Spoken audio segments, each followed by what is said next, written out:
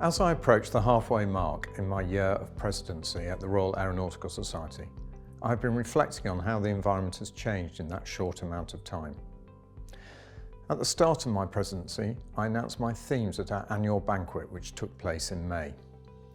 These include looking after young prospects to bring them into our sector and sustain them thereafter, making sure the Society is relevant and the go-to place for learned advice, and reform the Society's governance.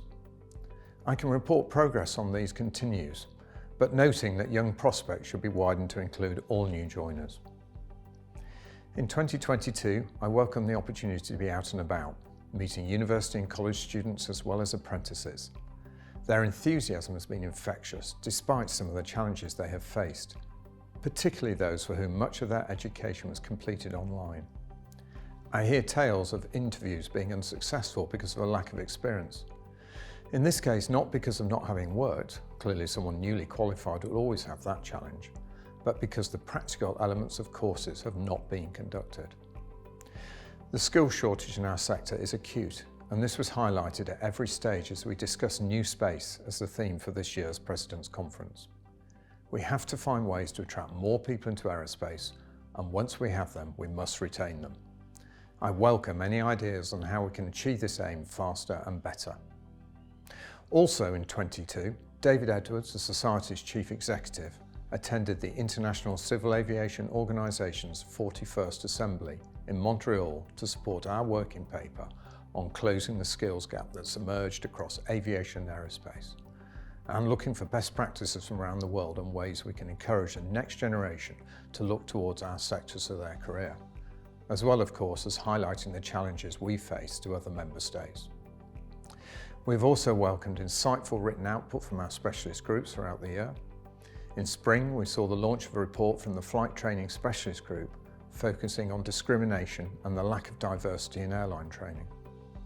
This was followed in the autumn with a comprehensive report from the Human Factors Engineering Subgroup, following a major study into the development of a strategy to enhance human-centred design for maintenance.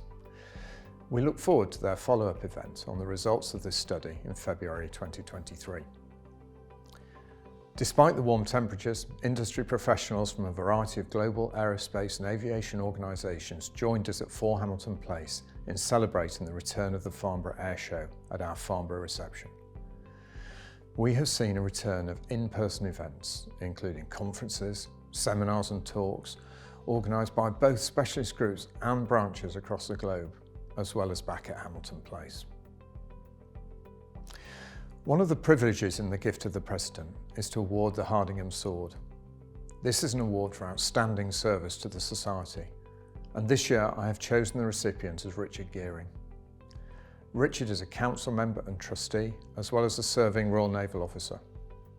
I can think of no one who has served the Society over a long period of time better than he. The work he has done on equity, diversity and inclusion has made us a leader amongst learned societies. I cannot overplay his contribution. He has written policy, organised events and led the way in a whole range of areas. Importantly, he has supported every aspect of council activity and continues to be a fantastic trustee. I know I can rely on his honesty and valuable contribution at all times. I hope you will all join me in congratulating him on this well-deserved award.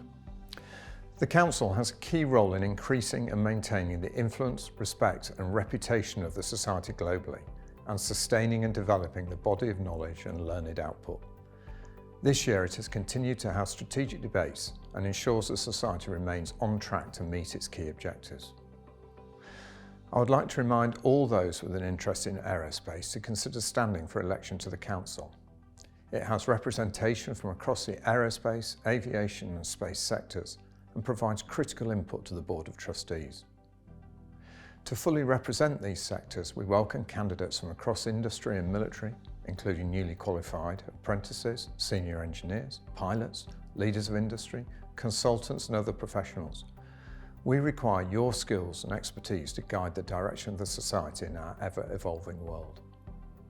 Looking ahead to 2023, we'll host an excellent lineup of conferences, including Future Combat Air and Space Capabilities in May, the Future of Flight in the autumn, and the 8th International Aircraft Structural Design Conference. Ensure you look out for these on the website to book your place and get involved in the discussion. I would like to take this opportunity to thank all our society members, our divisions, branches and specialist groups, our committees, our corporate partners and all associated volunteers for their continued support and contribution to the society. I wish every one of our members and their families the very best as we look forward to 2023 and continue to grow our society and make it relevant for everyone. I wish you all a very happy, healthy and successful new year.